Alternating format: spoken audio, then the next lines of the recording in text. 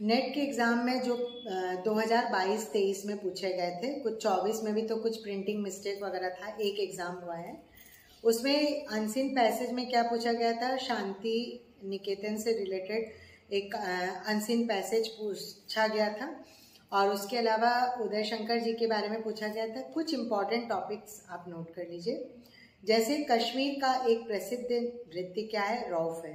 रामायण के महान नर्तक कौन है, रावण है। भरतनाट्यम की प्रसिद्ध नृत्य शिल्पी कौन है, यामिनी कृष्णमूर्ति। तांडव के कितने प्रकार हैं, 7। गामेलन इज एन इंस्ट्रूमेंटल फॉर्म, ठीक है। गामेलन नाम है इंग्लिश में, ये क्या है, ये एक इंस्ट्रूमेंटल वो है, ठीक है, form. Dance in Indian painting, इससे रिलेटेड कई क्वेश्चन पूछे जाते हैं। इसके अलावा पूछा गया था कलामंडलम गोपी किस चीज़ के लिए विख्यात है, ये किस नृत्य शैली का प्रतिनिधि करते हैं, तो कथकली।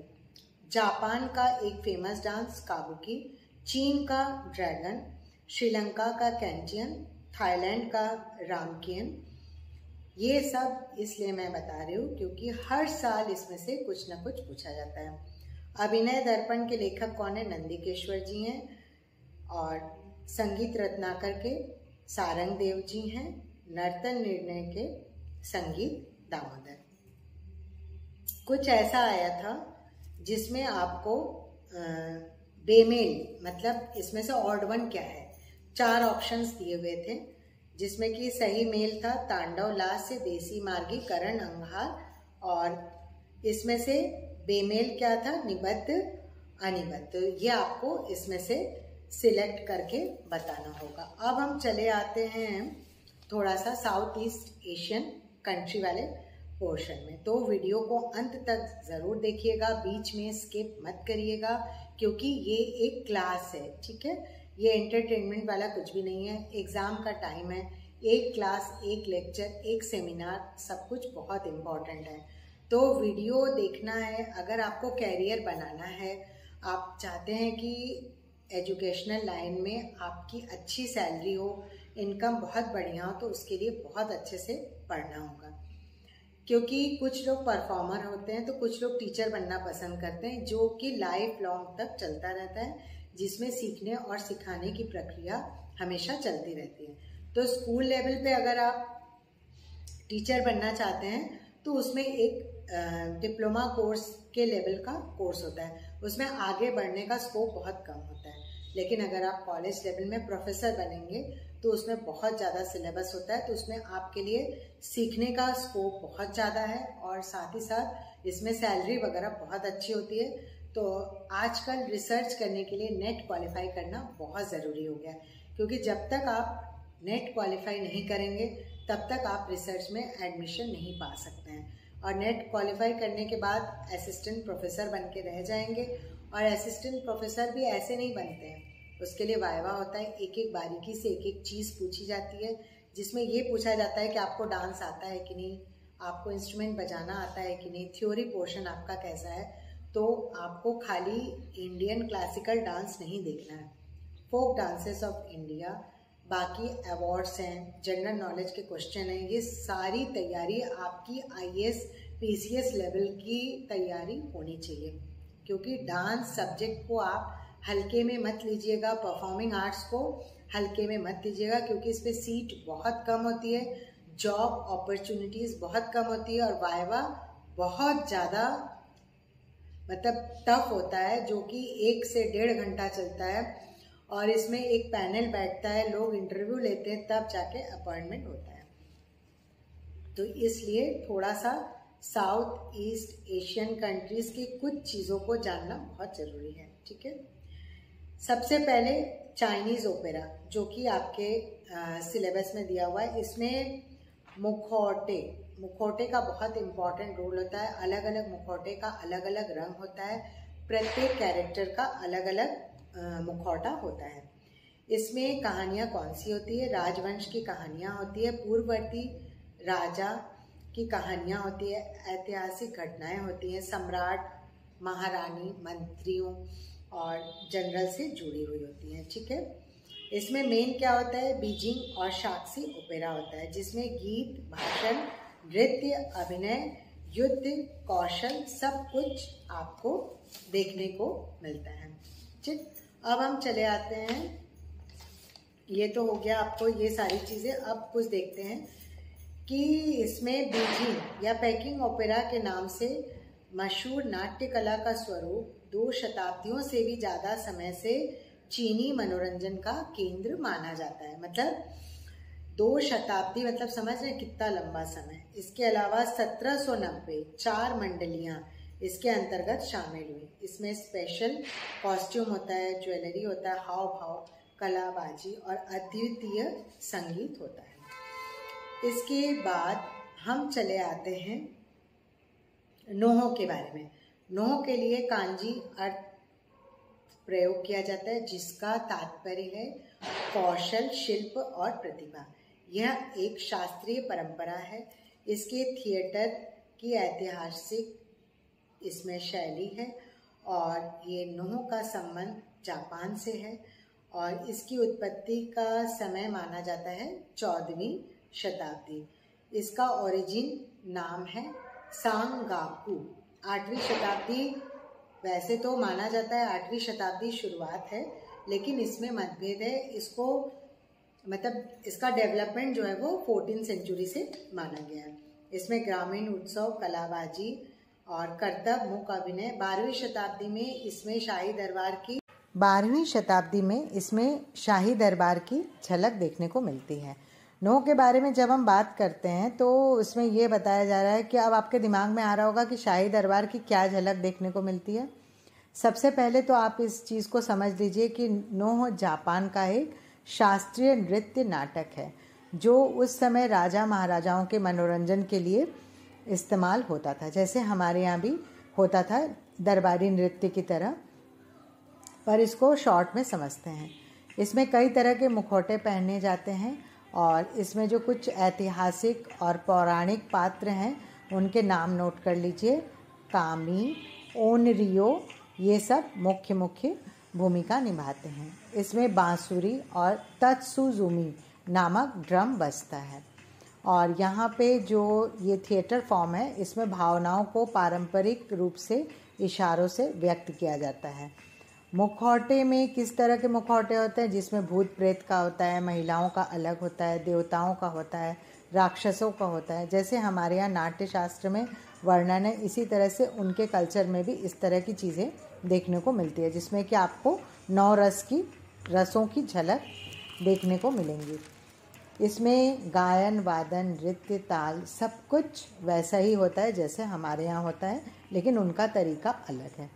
पारंपरिक साहित्यों की कहानियों का भी प्रयोग किया जाता है, जैसा कि मैंने बताया राजा महाराजाओं की कहानी भी।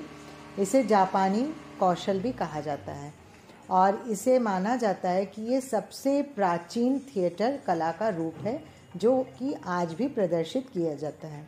आज नोह के लिए बनाए गए 2000 नाटकों में से पता है आपको 240 मौजूद हैं और जिन्हें कि आज भी परफॉर्म किया जाता है और उन्हें 5 मौजूदा नोह स्कूलों में सिखाया भी जाता है। अब मैं आपको नोह का एक छोटा सा वीडियो म्यूज़िक के साथ दिखाऊंगी। जब आप इसको देखेंगे तो आपको उनके कॉस्ट्यूम, ज्वेलरी और उनके एक्सप्रेशन, इसके बारे में आपको काफ़ी जानकारी मिलेगी।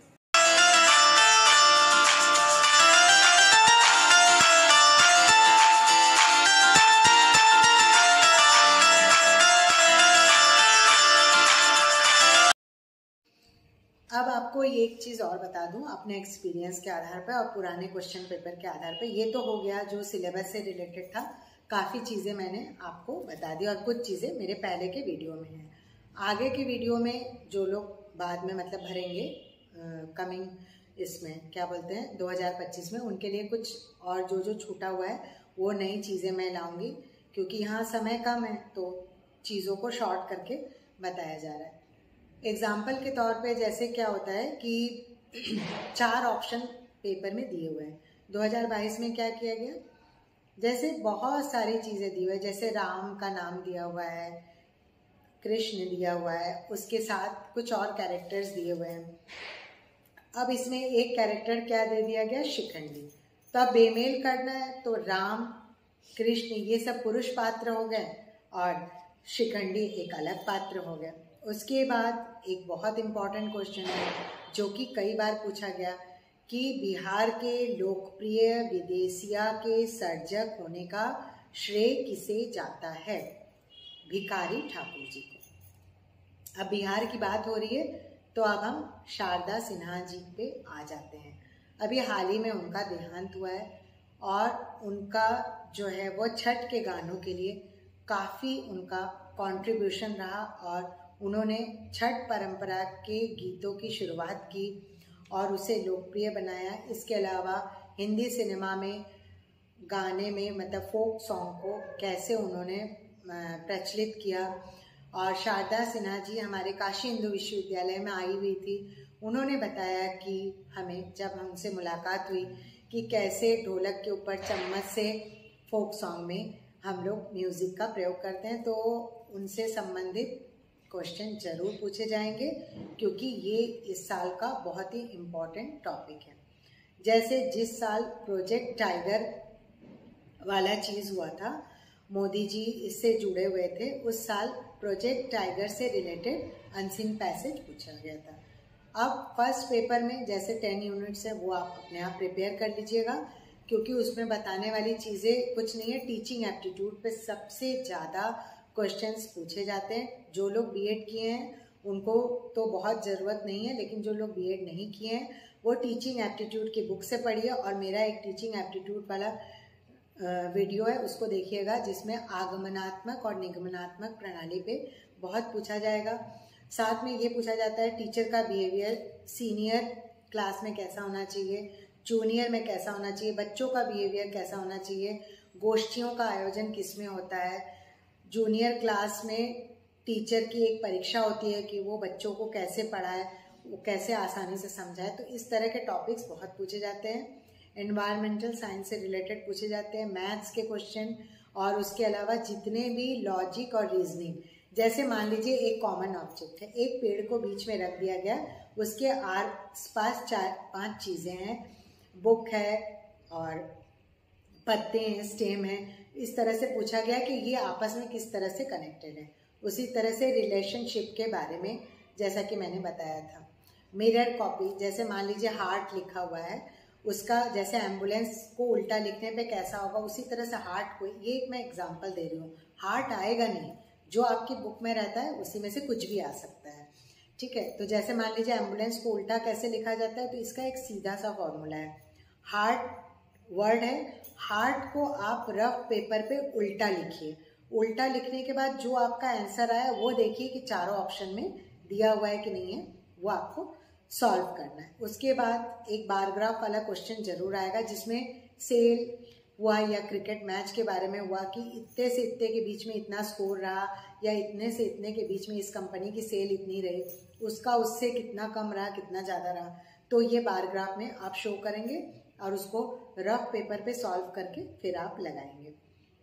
और पृथ्वी पे पानी का प्रतिशत कितना है, ऑक्सीजन कितना है और नाइट्रोजन कितना है, ये सब अक्सर पूछा जाता है। आर्टिकल्स के बारे में जरूर पूछा जाता है, जो पॉलिटिकल साइंस के स्टूडेंट्स हैं वो जानते हैं। कंप्यूटर के जो मेन वर्ड्स हैं उन्हें आप याद कर लीजिए, उनके फुल फॉर्म। मास कम्युनिकेशन से रिलेटेड, जैसे गूगल के सीईओ कौन है, यूट्यूब के सीईओ कौन है, न्यूज़ चैनल पे क्या दिखाया जा रहा है, किस चैनल का कौन क्या दायित्व संभालता है, संपादक का कार्य क्या होता है, उपराष्ट्रपति का कार्य क्या होता है, ये हो गया।